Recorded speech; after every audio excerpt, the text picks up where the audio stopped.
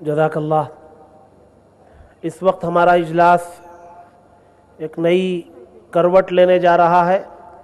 لاکھوں کی تعداد پر مشتمل یہ اجلاس اس وقت بہت سنجیدہ ہونے کی ضرورت ہے، اس لیے کہ پوری دنیا کی سیاست پر عموماً اور ملک کی سیاست پر خصوصاً بہت گہری نظر رکھنے والے جمعیت علماء ہند کے قائد اور اس تنظیم کے روح رواں، جن کی فکروں نے ملک کے اندر برادران وطن کی ذہنیت کے رخ کو موڑ دیا، ان کی سوچ کو اعتدال پر لایا، میری مراد حضرت مولانا سید محمود اسعد مدنی دامت برکاتہم سے ہے۔ آپ حضرات سنجیدگی سے، پورے وقار سے آپ کے خطاب کو سماعت فرمائیں۔ انشاءاللہ ہمارے تمام موجودہ مسائل پر کھل کر کے بات آئے گی۔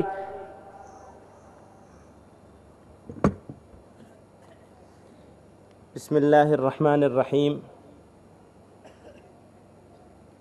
نحمدہ ونصلی علی رسولہ الکریم۔ میں نے تو بیچ میں بھی کچھ باتیں عرض کر دی ہیں، اور اپنے بزرگوں کے بیچ میں، اکابر کے بیچ میں کچھ کہنا میرے لیے بہت مشکل ہے۔ ایک تو دوستوں نے یہ ظلم کر رہے ہیں میرے اوپر کہ کہیں قائد ملت، کہیں قائد جمعیت۔ تو ابھی ہمارے ایک دوست نے بہت اچھی بات کہی اور میں اس سے بہت خوش ہوں۔ ہمارے ایک دوست ہیں مولانا نیاز احمد فاروقی صاحب، بہت سچ بات کہی ہے اور وہ میرے اوپر بالکل صادق تھے۔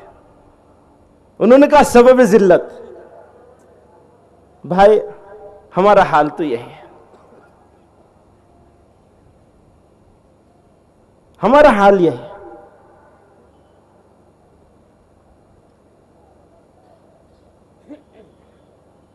ہمیں کیسے عزت مل سکتی ہے؟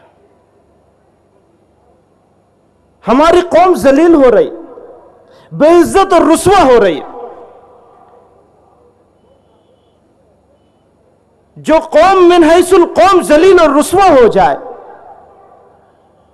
اس قوم کا کوئی بھی فرد اپنے قلم سے، اپنے دوستوں کے خطاب سے کچھ بھی بن جائے، اس کو عزت نہیں مل سکتی۔ میں نے تو اپنی آنکھوں میں ایک خواب سجایا ہے مسلمانوں، ایک ہی خواب سجایا ہے کہ کسی طرح میری قوم کو عزت مل جائے۔ مسلمانوں، ایک ہی خواب، ہماری عزت، بے عزتی اور رسوائی کا دور کسی طرح ختم ہو جائے۔ اور میری سمجھ میں سوائے اس کے کوئی طریقہ نہیں آتا کہ ہم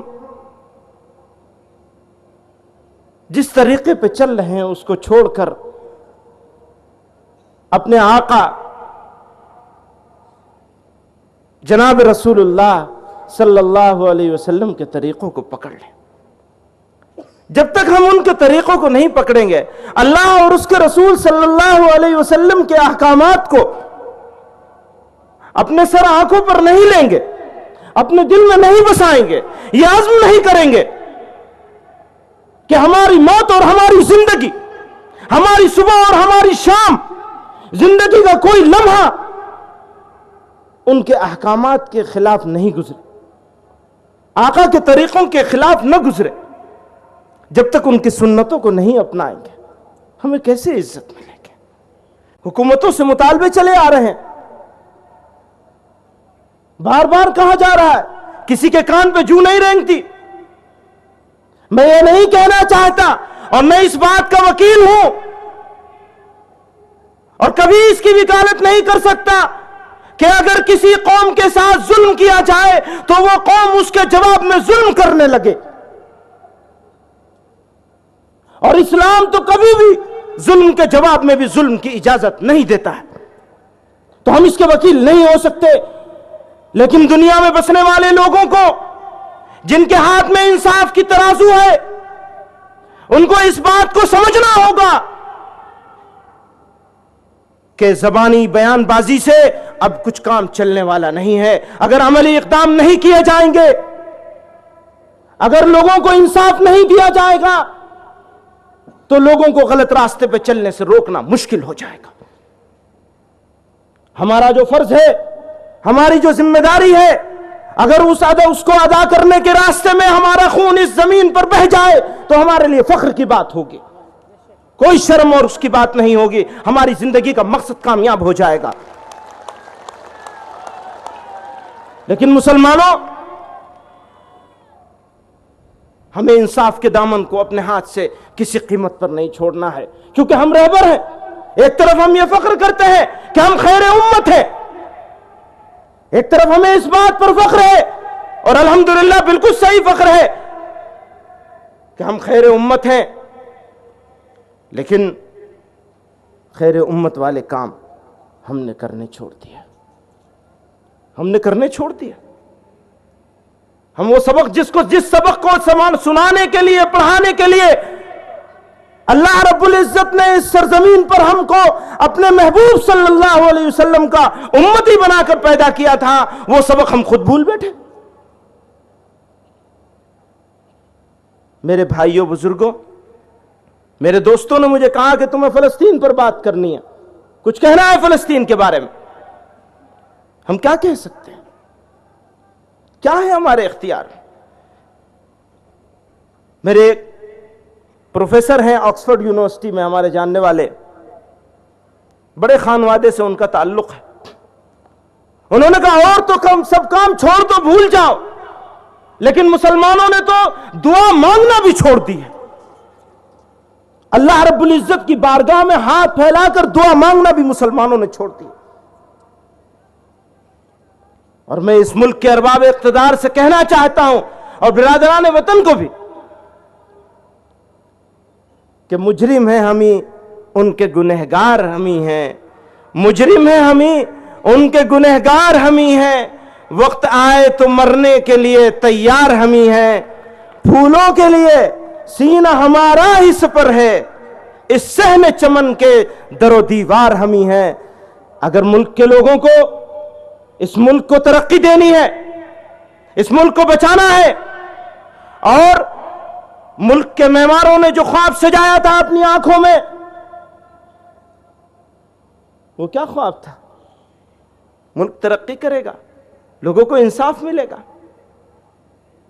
تو کیا اگر اس ملک کی سیکنڈ لارجسٹ میجورٹی، میں مائنورٹیزم میں یقین نہیں رکھتا، میں یہ ماننے کے لیے تیار نہیں ہوں کہ اس ملک کا مسلمان اس ملک میں اقلیت میں ہے. اس ملک کا مسلمان ملک کی دوسری بڑی اکثریت ہے، اور ہم اس ملک میں کرایہ دار نہیں ہیں، مالک ہیں، اس کے برابر کے حصے دار ہیں. اور جب تک ہمیں اگر ملک کا مسلمان محروم رہے گا تو یہ ملک بھی محروم رہے گا. اگر اس ملک کا مسلمان برباد ہوگا تو یہ ملک بھی آباد نہیں ہو سکے گا. اور مسلمانوں، اگر ملک خدا نخواستہ آباد نہ ہو سکا تو جتنا دکھ ہمیں ہوگا اتنا دکھ کسی دوسرے کو نہیں ہو سکتا، کیونکہ قربانیوں کی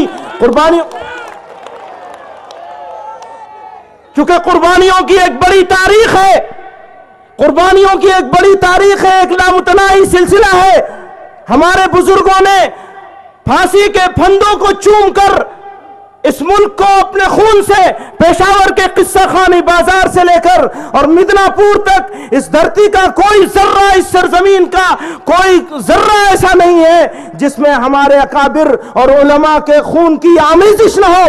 اس سنہری تاریخ کو مسلمانوں ہمیں بھولنا نہیں ہے. ہمیں اس ملک میں کرایہ داروں کے ساتھ، کرایہ داروں کے طریقے سے نہیں رہنا ہے. اس ملک کی حفاظت کرنی ہے، ہمارا فرض ہے، اور اپنا حصہ بھی لینا ہے. میرے بھائیوں، بزرگوں، جھک جانے کی عادت ہے. مشہور جو ایک قافلے اہل جنوں ہیں، اس قافلے کے قافلہ سالار ہم ہی ہیں. جھک جانے کی عادت ہے، یہ بات اور ہے، ورنہ ملنسار ہیں ہم لوگ، انکساری ہے ہمارے اندر. ہاں، یہی ہمارا سب سے بڑا سرمایہ ہے. ملنساری، انکساری، تواضع، یہ ہمارا سرمایہ ہے. تو جھک جانے کی عادت ہے، یہ بات اور ہے، ورنہ کھچ جائیں تو پھر وقت کی تلوار ہم ہی ہیں۔ وآخر دعوانا